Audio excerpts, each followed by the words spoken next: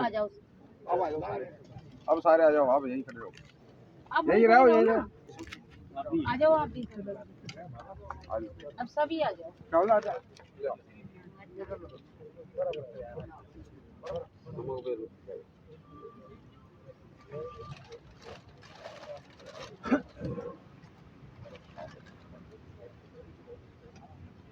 नहीं आ रहा, ऐसे ना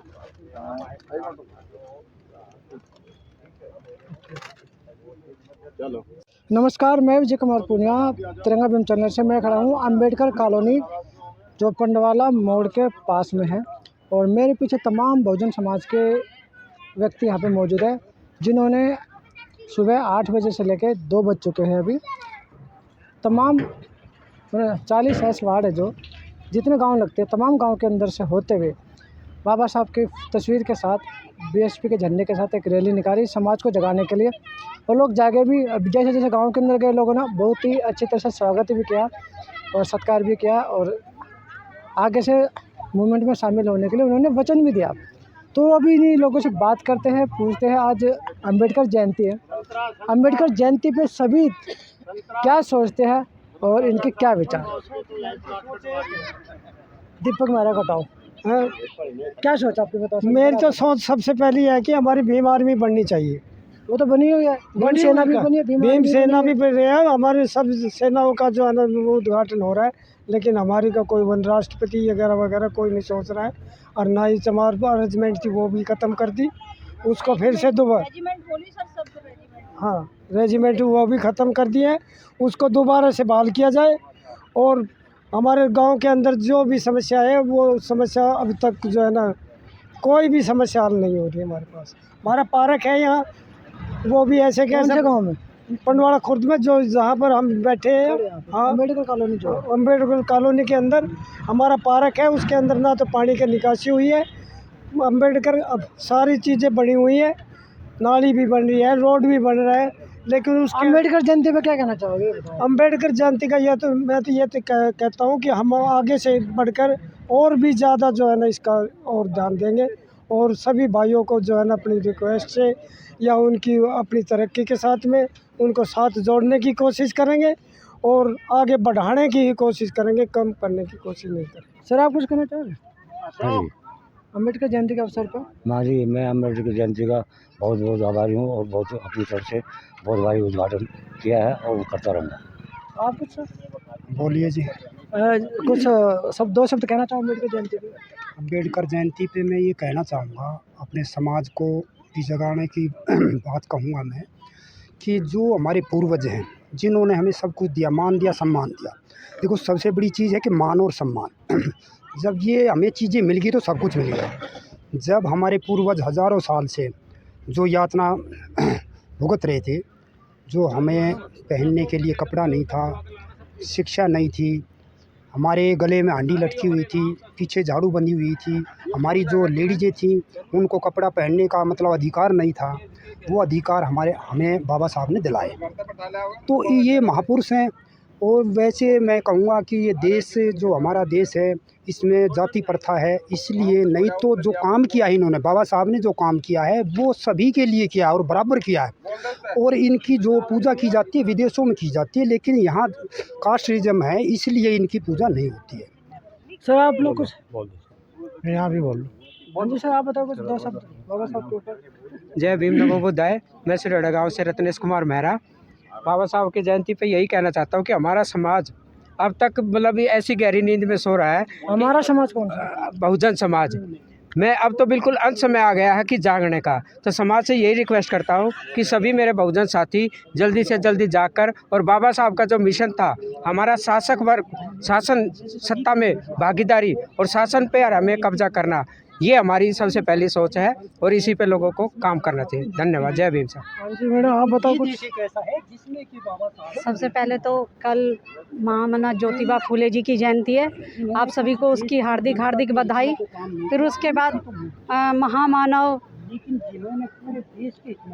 क्रांतिकारी सूर्य और महिलाओं का जो शोषण जो था, उस महिलाओं को अधिकार दिलाने का सिंबल ऑफ नॉलेज बाबा साहब डॉक्टर भीमराव अम्बेडकर जी का जो जन्मदिन आ रहा है 14 अप्रैल को, उस चीज़ की सभी को हार्दिक हार्दिक बधाई। और अभी दिल्ली में हमारे में जो एमसीडी के जो चुनाव आने वाले हैं उसमें संतरा जी खड़ी हुई हैं प्रत्याशी के रूप में। तो मैं सभी ग्राम वासियों से एक ही प्रार्थना करना चाहूँगी कि भारी मतों से इन्हें विजय कराने की कृपा करें और जिताएं इन्हें क्षेत्रवासियों से। 40 वार्ड के तमाम लोगों से है। जी जी। दोबारा कुछ दो शब्द जो अम्बेडकर जयंती के विषय में। पहले तो सभी साथियों को अम्बेडकर जयंती की हार्दिक मंगल कामनाएं। मैं एक ही बात बोलना चाहती हूँ कि बाबा साहब ने हमें संविधान में इतने अधिकार दिए, अब तक तो हमें शासक बन जाना चाहिए था, लेकिन आज भी इतना हमारे पर अधिकार मिलने के बाद संविधान में 15% ही हम पर राज कर रहे हैं, लेकिन 85% उनकी गुलामी कर रहे हैं। तो इस वोट का जो महत्व है वो शायद हमारे लोग समझे नहीं हैं और वहीं के वहीं अटके हुए हैं। जहाँ से बाबा साहब निकाल कर लाए वहीं के वहीं हैं वो लोग। इस वोट का महत्व समझना पड़ेगा, तभी आपको इन अत्याचारों से मुक्ति मिलेगी, तभी आपके बच्चे नौकरियों पर लगेंगे, तभी ये संविधान सुरक्षित होगा। नहीं तो आप फिर उसी गुलामी की तरफ वापस लौट रहे हैं जहाँ से आपको बाबा साहब खींच के लाए थे। अब बाबा साहब तो आपको दोबारा आने वाले हैं नहीं यहाँ पर इस दुनिया में, लेकिन आपको ही बाबा साहब के बताए हुए रास्ते पे चलना पड़ेगा, तभी आप अपने बच्चों का उद्धार कर सकते हैं। और जो महिलाओं को जो बराबरी का अधिकार दिया बाबा साहब ने, हर चीज़ में बराबर महिला हैं, महिलाओं को चुनाव लड़ने का अधिकार दिया। और यहाँ से उसी के आधार पर यहाँ पर संतरा देवी जी पनवाड़ा से चुनाव लड़ रही हैं निगम पार्षद का। और सभी क्षेत्रवासियों से मेरा अनुरोध है कि इनको भारी मतों से विजय बनाकर एक महिला सम्मान देने का काम करें। एक महिला को बाबा साहब के बताए हुए जो संविधान में जो बराबरी का अधिकार है उसको दिलाने का काम करें, जिससे कि आपके क्षेत्र में जो परेशानी है उनको ये दूर कर सके। एक महिला है, दर्द अच्छे से समझती हैं, परिवार चलाती हैं, तो जो इस राह पे चलता है वही दर्द समझता है और ये आपका निवारण भी करेंगी। तो इनको भारी मतों से विजयी बनाएं संतरा देवी जी को। बस इतना ही कहूँगा। और फिर एक बार फिर कहना चाहती हूँ कि जाग जाओ, जागने का टाइम है। अगर नहीं जागे तो आपकी आने वाली नस्लें भी गुलाम हो जाएंगी। बीएसपी को क्यों वोट दें? और भी तो बहुत पार्टियाँ। बीएसपी को क्यों वोट दें? और भी तो पार्टियां हैं। बिल्कुल बात आपकी सही है कि बीएसपी को हमें वोट इसलिए देना चाहिए क्योंकि बीएसपी करती है हमारे बहुजन समाज की ही बात। बीएसपी करती है संविधान को बचाने की बात। बीएसपी करती है बाबा साहब के बताए हुए रास्ते को आगे लेकर चलने की बात। बहुजन समाज पार्टी ही एक ऐसी पार्टी है देश के अंदर जो कि संविधान को लेकर के ही अपना घोषणा पत्र मान करके चलती है।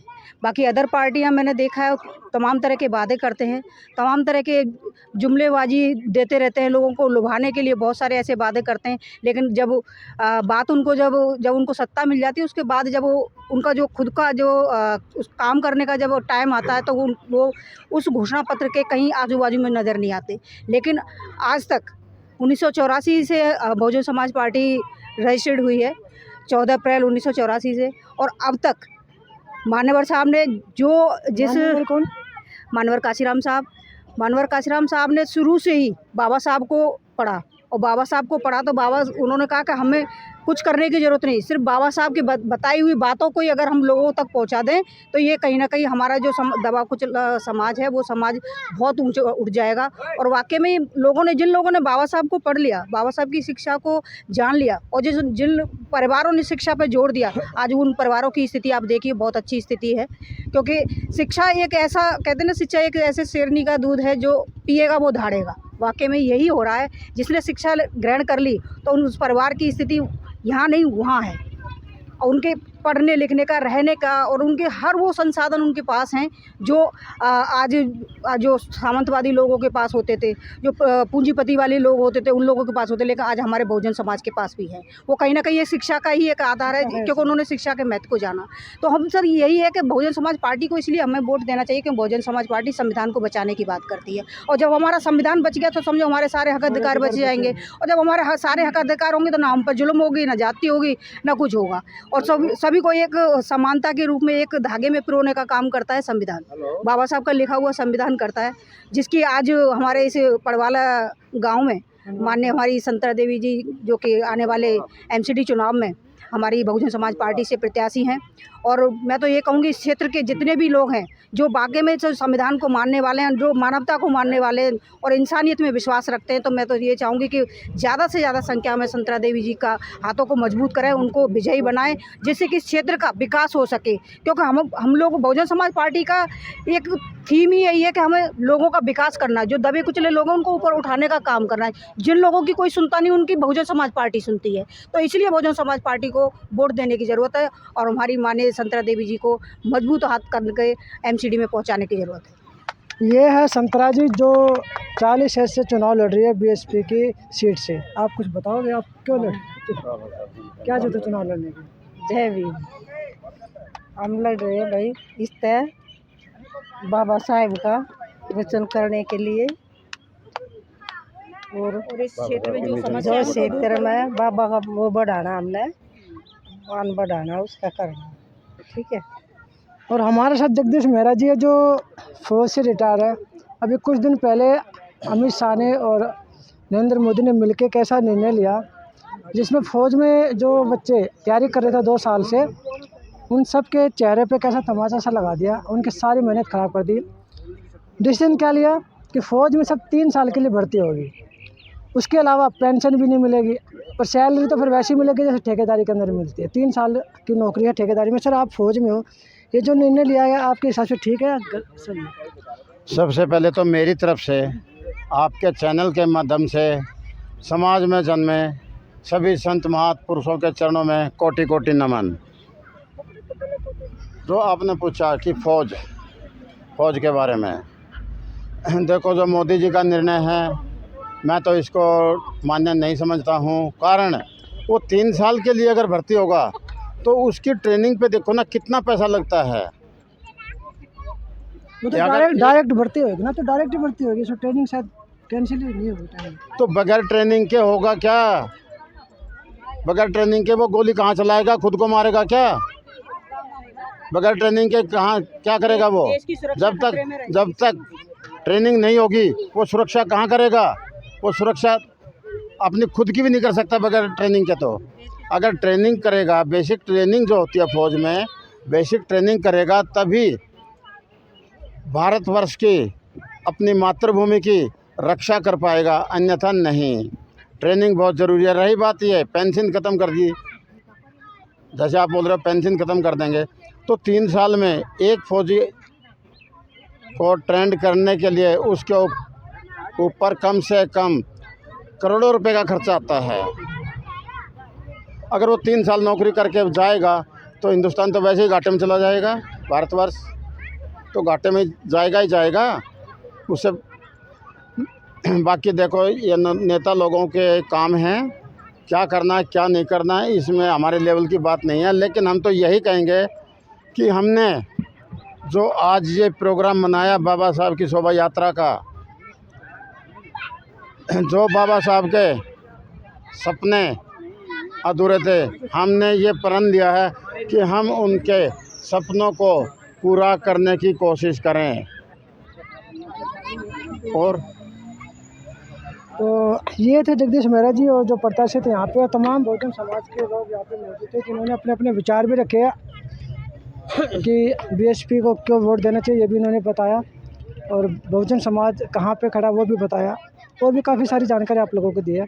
तो हम तिरंगा भीम चैनल की तरफ से तमाम देश भर के लोगों को अम्बेडकर जयंती की शुभकामनाएं देते हैं। और आप अपने क्षेत्र में अम्बेडकर जयंती मनाएं, धूमधाम के साथ मनाएं और बाबा साहब को जरूर पढ़े, यही हम कहना चाहेंगे। तो मैं विजय कुमार पुनिया, तिरंगा भीम चैनल से मुझे दीजिए इजाज़त। धन्यवाद।